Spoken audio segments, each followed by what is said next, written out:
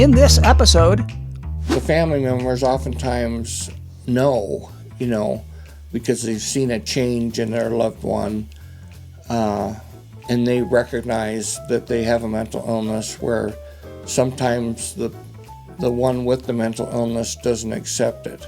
I'm really thankful for law enforcement, and I know they're up against it, and they have a hard job because sometimes mental illness can present itself in a pretty dangerous, threatening way.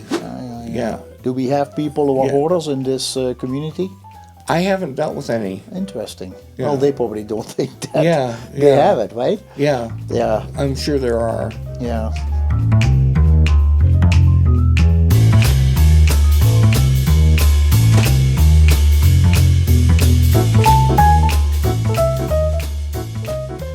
Welcome to Health in Focus with Jacobus. I am your host, Jacobus Hollewijn. We like to do interviews over here, and interviews with people who are in this community who have an important role to fulfill in the field of health, healing and healthy lifestyles, be it body, mind or spirit, and also national guests who have written books or who are doing research, and we just like to get them on the show and interview them to let them talk about their specialty, something they're just passionate about. Today, the show is about mental health, mental illness. There is an organization nationwide called NAMI, N-A-M-I, stands for National Alliance on Mental Illness. And it is an organization that is now nationwide, and almost every town in the country has a chapter for NAMI, potato. We'll see how that goes. My guest today is Mike Parker. Mike has been on the show before where we discussed his personal journey, his fight with bipolar disorder, mental illness in general, his journey and what is going on in his life right now, how he has taken lemons and turned it into lemonade, and how he is able to function in this, in his capacity, in his feelings, in what is going on with his mind. And so it is good to have him back because we want to talk about NAMI. He is very strongly involved with that, and you're going to learn more, and hopefully, when you can, reach out, if needed, to your own local NAMI organization. Mike, welcome back on the program. Thank you. You bet. So last time, I encourage listeners and viewers to go back to the interview we did with you, if they haven't seen it yet, about your own struggle and your own fight and how you've faced it head on. It's not an easy journey, but with the combination of you wanting to live and support from your parents, your siblings, good friends, even your own children, it has become something that you can live with. In the last show you mentioned on a scale from 1 to 100, you feel that you are above 80%, which is very doable, and congratulations on, really, to me that is a success. NAMI. Tell me how you yourself got involved with NAMI and what your role is today. Well, first I want to point out that along with the other support systems that you talked about, there's been a woman in my life the last 18 years that has just been incredible. Just don't think I could have done it without her. Yeah. So and very important. It really is. Yeah. I got involved with NAMI about 15 years ago and did the training to be a facilitator for the NAMI Connections support group, and then did the training to become a NAMI teacher for the peer-to-peer class, which is offered in the fall and in the spring, and then also became a presenter for the In Our Own Voice presentations that we do. In her own voice. In your own voice. In your own voice. Yeah. And so got involved and got a dose of what NAMI could do, but then we had a baby, and I took a break from the NAMI classes and then got involved again 3 years ago. And this time I really recognized and experienced the benefits that NAMI has for my life. And then I'm also experiencing what NAMI can do for others that suffer similarly, whether it's schizophrenia or bipolar or depression, any of the Suicidal thoughts, any of the mental illnesses that are out there. NAMI just does a really nice job for not only the person suffering from a mental illness, but also the families. They offer a family-to-family class and a family support group. I went ahead and took the family class because I have a family member that has it. That's the only criteria that you have is to take that class. You have to have a loved one with a mental illness. Yeah. So they cover both the family, loved ones, and the person suffering from the mental illness. They have programs for all those, or are they done together at the same time? No, they're all separate programs. Yeah. The peer-to-peer and the family-to-family are taught in the fall. They're 8-week classes, and they're taught in the fall and taught in the spring time. When you say family to family, how can I visualize that? It's family members coming together. Is it one family as a whole at a time? No, or several families. Several families. Yeah. So it's one family to another family. Yeah. And you have presenters and teachers and facilitators that are experienced with a family member that has a mental illness. So they find ways to navigate their way through the system to get the kind of help they need to get, and then offer support to one another. So they're not really teaching people much about mental illness. It's more how can you navigate through life when somebody in your family is dealing with mental illness. It's both. Both, okay. Yeah, it's both. So kind of an explanation about what we're dealing with here. In your case, it's bipolar. So they explain what bipolar is, or and all the symptoms that would come with that. Is that kind of how I visualize it? Yeah, and then just conversations about the struggles they may be having with the medical field. Yeah. Different ideas and strategies that parents have come up with as far as communicating with their children or their loved ones. It can be difficult. I would say it is for some people hard to accept. Just do normal. It is. Just do normal. What's wrong with him or her? Yeah. Just do normal. Yeah. And that is a concept that is for some people indeed that the way that their mind works. It is a very difficult thing to empathize with it or to understand it, to mentally understand it, and then to emotionally integrate it and put themselves in the shoes of the person who is suffering. Yeah, I've experienced patients or clients or whatever, the one suffering from a mental illness that hasn't accepted it, and their family has. Oh, that's a reverse. So, yeah. Oh. Yeah. It can happen both ways.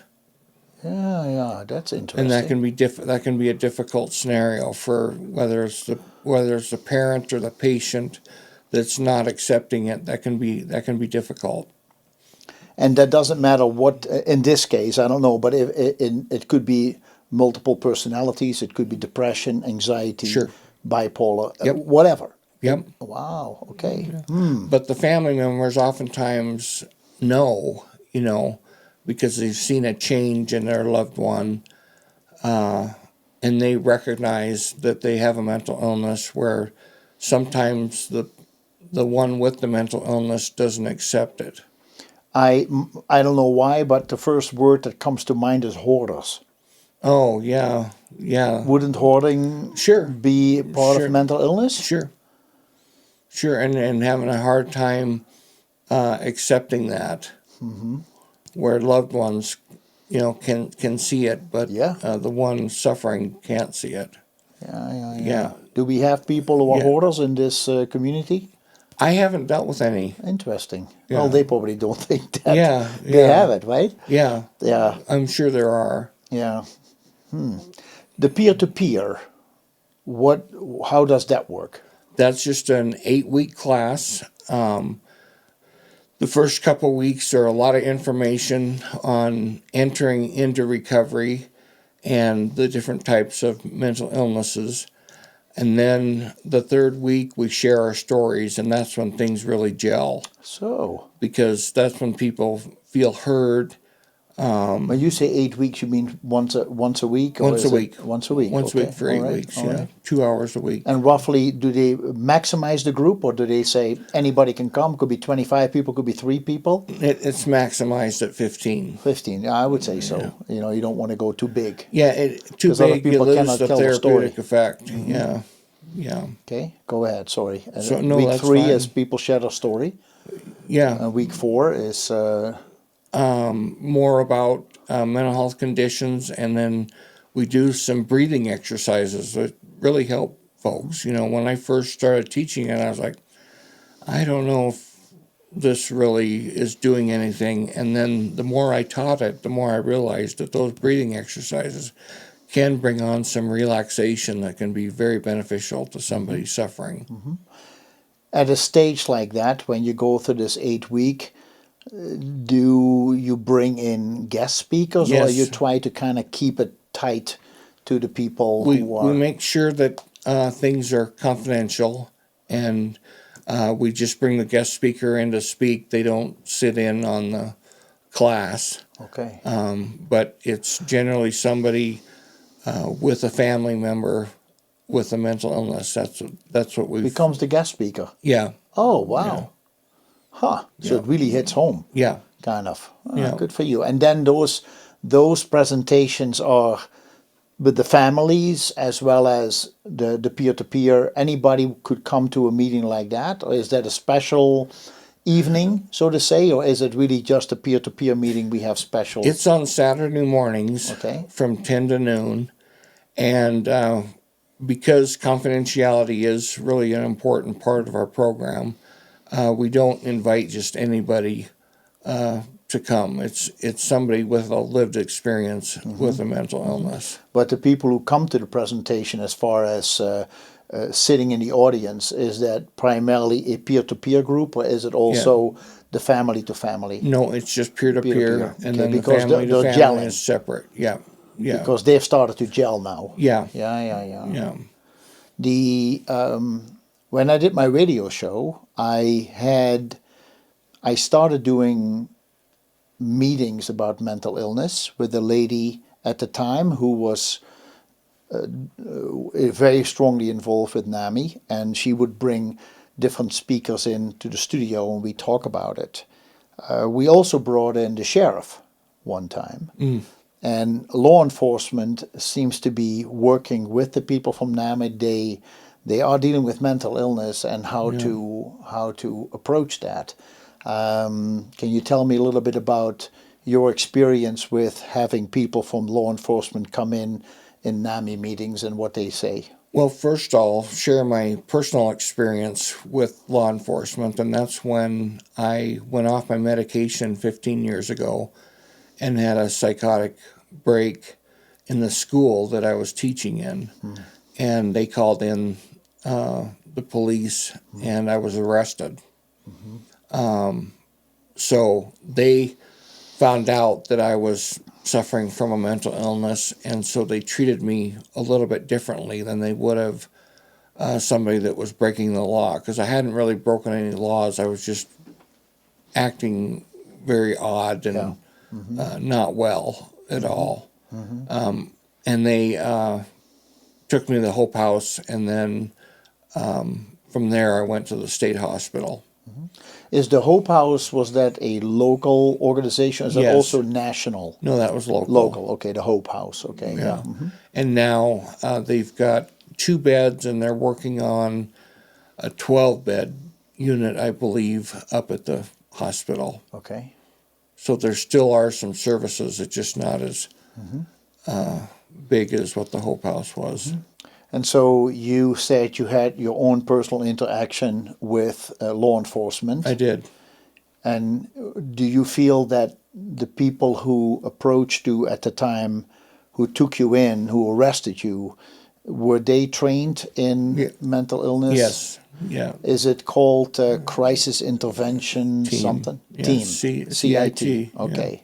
Yeah. Yeah. And I've sat in on some of their trainings when they're getting trained to share my experience. Yeah. But as far as I was concerned, the law enforcement helped save me from a lot more heartache if I would have continued on with what I was doing or didn't realize what I was doing when I was so sick. I remember a story locally where in a small area where there was a bunch of smaller houses units, that the neighbors had found out that a gentleman, young person, was suicidal and was trying to commit suicide. I think you say commit suicide or you Complete. Yeah. So they called the police, and apparently the police showed up with one of their military vehicles, or the big one, I forgot the cat, whatever it was called, and drove up to the house, evacuated all the neighbors. They all had to leave because they said this guy could kill himself. And then they were speaking through megaphones in this vehicle, yelling at this person to come out and put his weapon down, etc., like it was a criminal. And I remember asking the sheriff on the show what was going on with that. I said, to me, when you talk about the crisis intervention team, I think there will be different ways to approach this. Now, of course, I don't know the details, but I felt the fact that everybody had to be evacuated and then this person is being spoken to through the vehicle with megaphones to come out, instead of saying, we're dealing here with a single person, there was nobody else in the house. Why did they have to become so aggressive when when you realize how delicate the situation is? Was there not another way to knock on the door and say, hey, we're here, we understand there are some worries, some concerns. Can I come in? Can we talk? I was shocked by that approach, and this was done by a crisis intervention team. Have you heard of other stories where you felt that law enforcement can be pretty aggressive? I think law enforcement is up against a tough job because they're dealing with somebody that's not thinking rationally. And oftentimes there's a firearm involved or a potential firearm involved. So they've got to secure the situation. And so without knowing, like the example that you were talking about, without knowing what exactly was going on, it would be hard for me to remark on whether that was too extreme. I know for me, in my experience, law enforcement prevented a lot more problems than anything else. And I don't really have a full memory of what they did. I just know that they removed me from the situation that was causing so much problem. So for me, I'm really thankful for law enforcement, and I know they're up against it, and they have a hard job because sometimes mental illness can present itself in a pretty dangerous, threatening way. So, But just as we talk about psychiatrists, psychologists, medical doctors who are doing their best to help people with mental illness, when you have a hostage situation, not per se mental illness, but you usually have negotiators. When law enforcement shows up for a situation that seems out of control, do they usually bring a negotiator or a pastor is on their team? There have been people placed on the team, and I'm not fully aware of what that's like. I've been out of the CIT training for probably 13 years ago was the last time I did it. So I'm probably not the right person to remark on that. I just don't know what's going on now, especially with the changes that have gone on in Bozeman, with the loss of the Hope House. That's been really tough. Yeah. I think there was already communication about bringing the Hope House into the hospital, but you say right now there are 2 beds at this point. Yeah. And they're expanding that. Hopefully, if the money is there and the facility, they may go to 12 beds, which would be fantastic. Yeah. Because I do believe that the problem is a lot bigger than people want to mention. Yes. Isn't that the case? I think that's the case. We're starting to find that with the NAMI peer-to-peer and the peer connections. We're getting, the numbers are increasing. How big is the NAMI group at this point locally? Roughly. The NAMI, it changes The gatherings, of each course. time. The NAMI peer connections is about 8 or 9 people. The peer-to-peer is about 6 participants, and we can have up to 15. So for one person. I mean, no, are you the only there's facilitator? 2. No, there's 2. Okay, there's 2. always 2. And the family to family? Always 2. Okay, and how many families are I also? don't know Okay. where they're at. Now, nationally, are they noticing in NAMI that either mental illness, mental health problems are accelerating? That's number one. Let me ask about that first. Yeah, they've made a move with the suicidal things. I know with the veterans. Oh, of course. You bet. Yes. They've made some more aggressive moves to try to help them out. Yeah.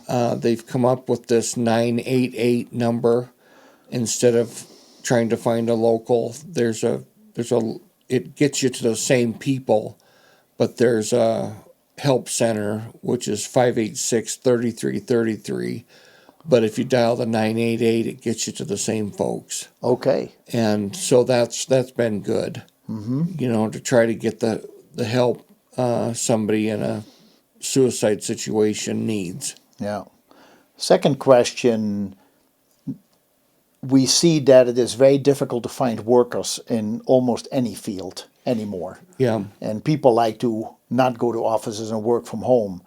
Is NAMI dealing with similar issues where it is hard to find people who will help to facilitate and are able to help? The last 3 years, it's improved. That's wonderful. Yeah. Because that's actually the time period that I'm talking about, that it's so hard to find workers. Yeah. So, and the percentage then of military personnel who are struggling with traumatic brain injury, PTSD, concussion care, is that losing of limbs? Is that a large percentage of who is seeking help at NAMI? No, it's not. But we're open to that. I'm sure you are. We would be open to that. But right now, at least in the last 3 years, I haven't seen a lot of that. I've seen some, but not a lot of the military. Is that because Veterans Affairs is trying to keep that in house, kind of? They're offering some services that are getting there. So they're probably offering some similar services. Yeah. It's kind of like the alcoholics.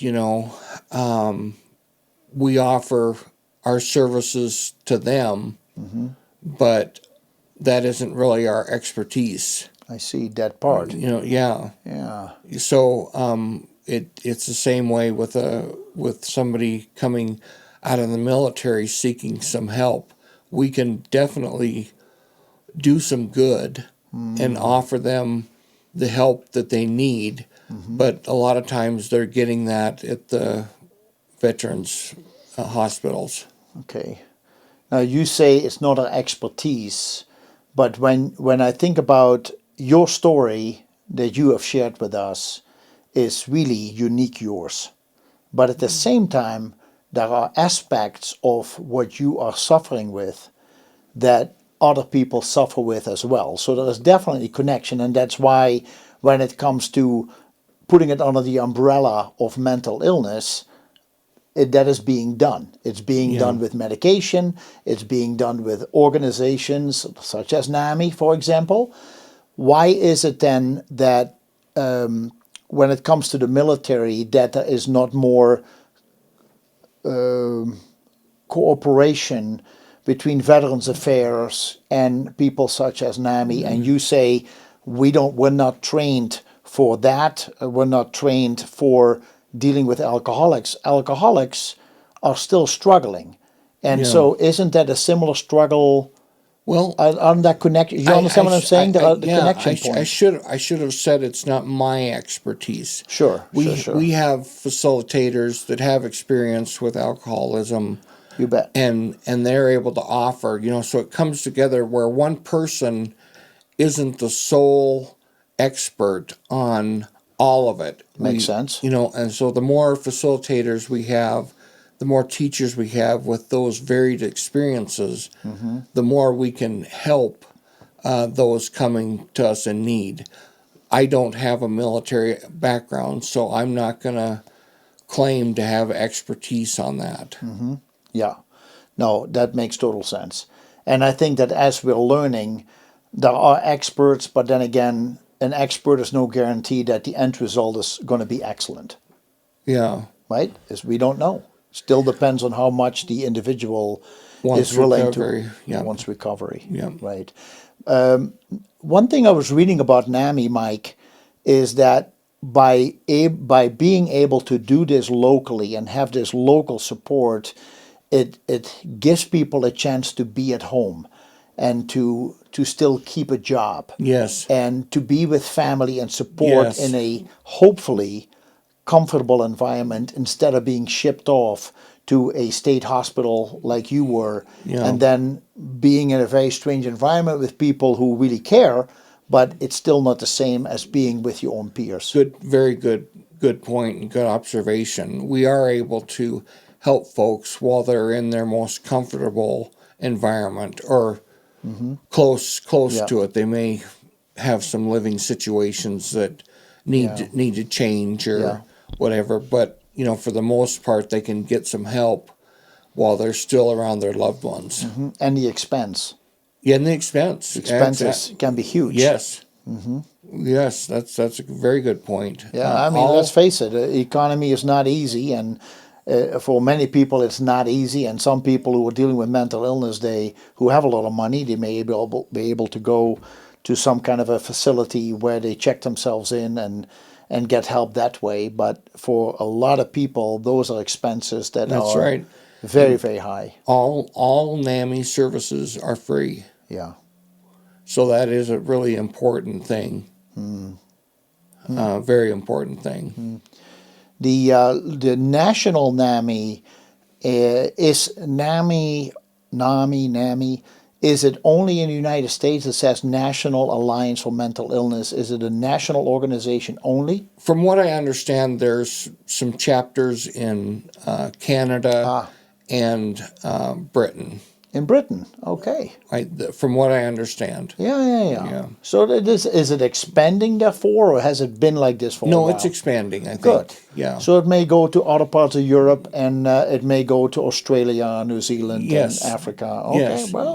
Wow. That's really good news. It's a big part of recovery, and like I said earlier, I didn't realize what an important part of my recovery NAMI has become. Just being able to share my story, and then now getting to a place where I'm healthy enough to help others, and help them get into recovery. Young people, I mentioned earlier, do you notice that more and more young people are willing to come to NAMI meetings, or do they come with their parents? Or there is obviously something going on with our young people. They're struggling. They're struggling more than we like to believe, because we look at them and they look healthy and clean, and they wash their hair and they have clean clothes and they seem to be happy. But there is an underlying issue that maybe some of it has to do with broken up families and children dealing with, why did this happen to me? I heard about a young man who committed suicide last year and has a wife and a young daughter. And I just personally, the way I look at it, and maybe you have a different viewpoint, I go, what is the story you're telling your child that you decided not to stay alive for this child? What is your take on something when you hear those stories? Obviously, they're super sad. Well, he's in a lot of pain. Absolutely. To bring you to that decision, that person is in a lot of pain and thinks that the other side is going to bring relief. That's a discussion for some theologians or whatever, but personally, I've become pretty convinced that that isn't an escape, and it could possibly give loved ones permission to do the same thing. I see. So. Wow. Yeah. Wow, that is, I never looked at it that way. Yeah. So, for example, as a young child grows up, when they hit a tough time, they may choose the same example that the person that committed suicide set. Okay. I think you told me before the show, before the interview, that there is mental illness in your family? Yes. I have a cousin that committed suicide on my mom's side, and on my dad's side, my dad has a sister that's bipolar, and then her son and her grandson have bipolar, and then my other cousin, her son, has bipolar, and the one would be my second cousin, is pretty resistant to getting help. And so I've been in contact with them and trying to give them assistance in them reaching out. But there is a genetic element to this mental health thing. I know that your passion for this is phenomenal. And I thank you for you grabbing the bull by the horns and doing something with it, at the same time your help with NAMI. Is it possible that with your family, that generation before you probably was connected with the Second World War, or dealing with family members who had been to war, maybe they had died, and that maybe some of that started then? Or would you say that would simplify it too much? There is a clear genetic disorder. I would lean towards a clear, just a genetic disorder. All those other factors are environmental, and they can they can be triggers. I see. For sure. Yeah. I don't diminish that, but I also know that there is just a pure genetic element to this, that if it's in your family, you probably need to be more cautious than not. Mm-hmm. Is NAMI involving these kind of genetic patterns, or these different options, or these different possibilities as part of their peer-to-peer program, family-to-family program? What happens in a meeting, family-to-family, peer-to-peer? What comes up? Yeah, one of our peer-to-peer, we look at the studies they did on identical twins. Okay. So not always do identical twins both come down with an illness. So it's not purely genetic.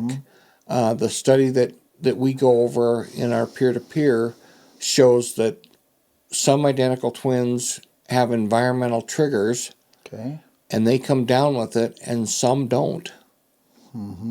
So it's You mean one of the environmental. twins? One of the twins One does, of the twins and does, the other one doesn't. with identical Okay. twins. Yeah. So they're able to study it. Ah, Yeah, I actually that's have a super friend. interesting. I have a friend that's an identical twin, and he didn't get it, and his identical twin did. Huh. That's so interesting. So it does, because they the grew up in the same environmental- environment. Yeah, the environment later on in life, after they became adults was different, and one came down with it and one didn't. So And these are the things that are being discussed when people get together for a NAMI meeting. Yes. Amongst other things. amongst other things. What are yeah. some other things that people discuss when they come in? Oh, just triggers. You know, what kind of triggers you need to be aware of. We talk about stress levels, because stressors are oftentimes great enough to bring on an episode. So, teach about avoiding stress. Like my kids, I try to teach them, be careful of the relationships that you get into.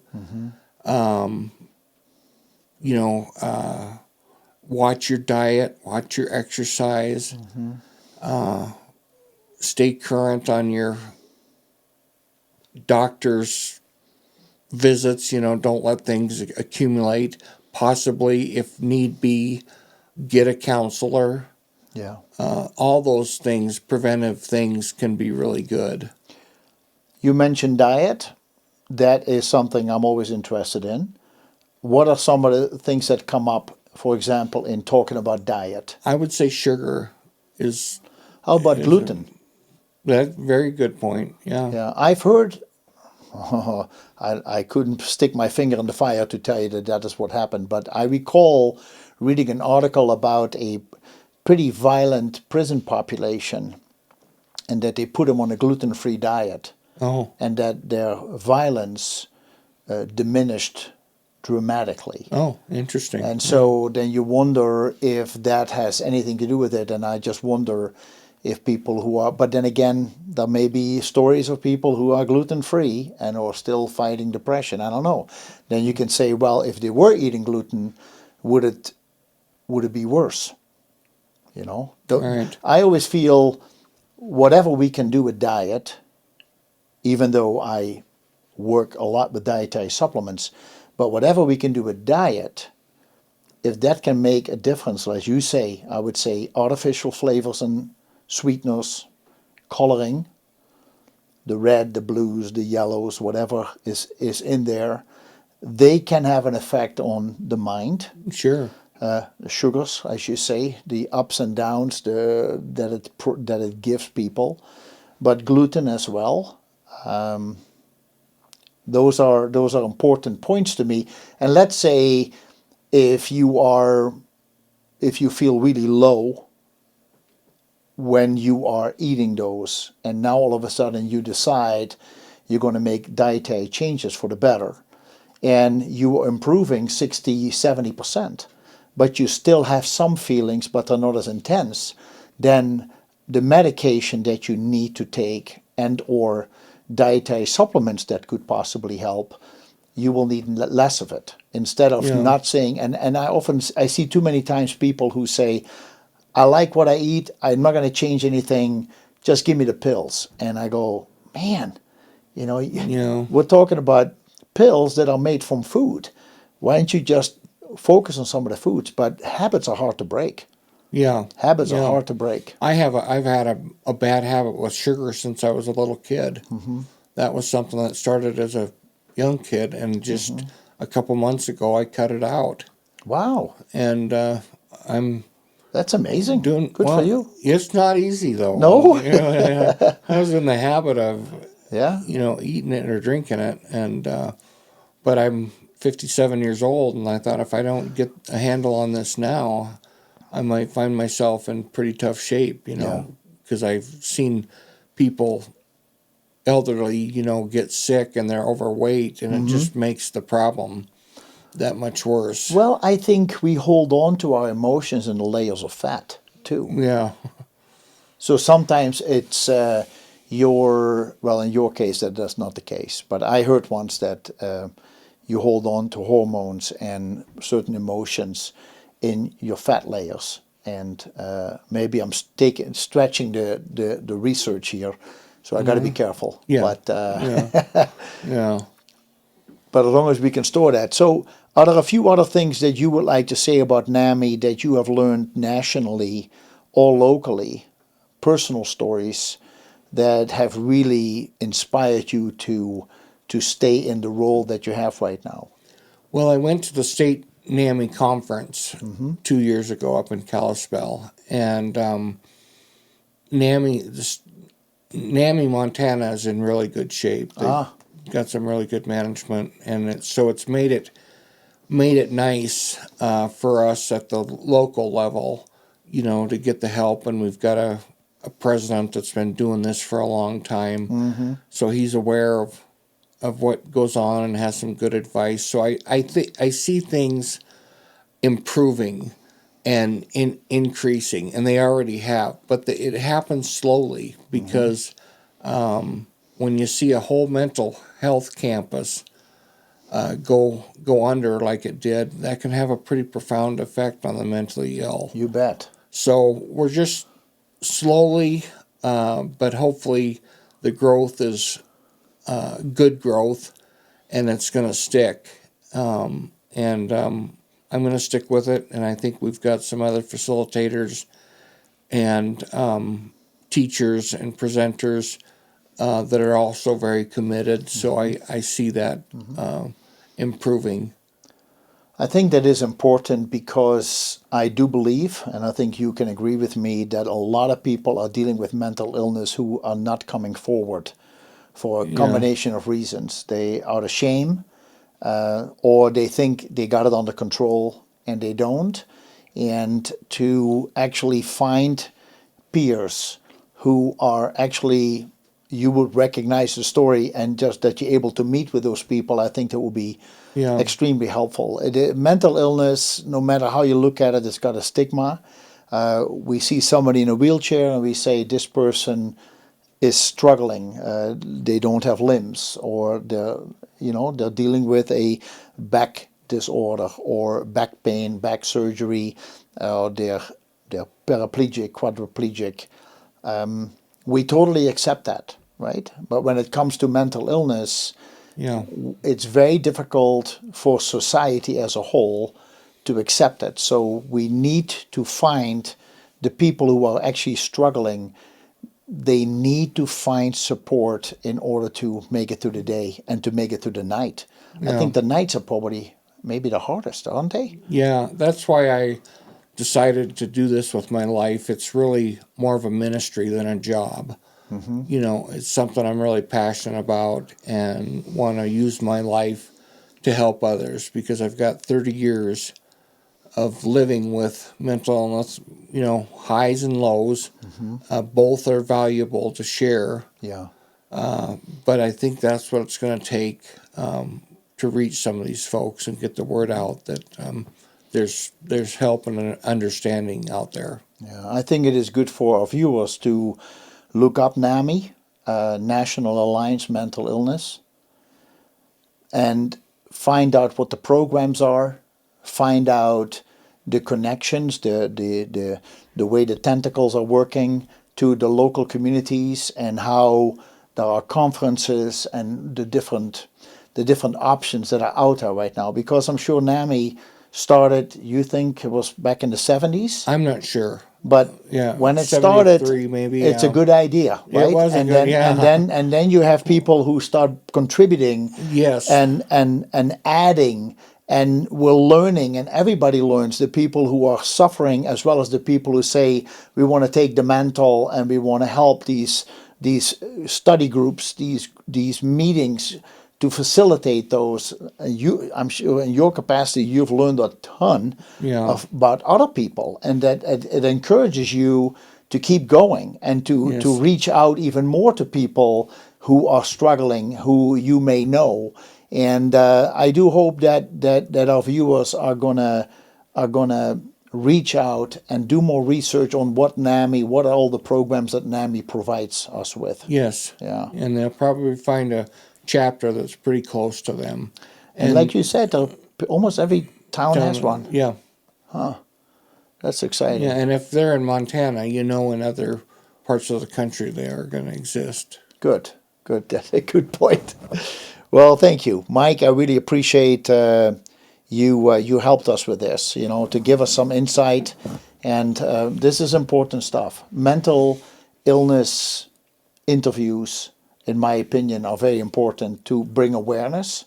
And awareness is what we need. I mean, we're struggling with all kinds of issues. The economy is tough. Families are falling apart. We people losing property, losing houses. We have natural disasters going on. These people need to find a home, if I can say it that way. Home. Yeah. A home is where they can find relief and where they can find support in how to move forward from this, to find encouragement and to find a way out of what has taken them in this downfall, so to say. Yeah, well, I'm happy to do it. I really care about the peers that I have in my life, and I care about the peers that I haven't met yet. Mm-hmm. Good. Well, keep up the good work. Okay, thanks. Thanks for Jacobus. being here today. Yep. Yeah.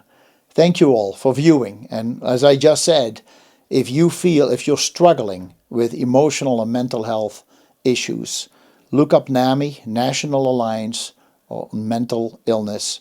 NAMI.org is the organization. Is it .com, Mike? .org. .org. NAMI.org. And there is also a local chapter, since we are talking in Bozeman, Montana. It's NAMI Bozeman, one word, .org as well. Thank you so much for listening and for viewing. Please share the information with people in your own family, friends, people you meet. You don't have to be overbearing, but just show them the option. It's free to go to meetings, and it is free to learn information. It sounds simple, but it is the truth. When we can get something for free, it doesn't always mean it's bad. In this case, it is a wonderful organization. So thank you all. We wish you the best, and please tune in for more episodes of Health in Focus with Jacobus. Have a wonderful day.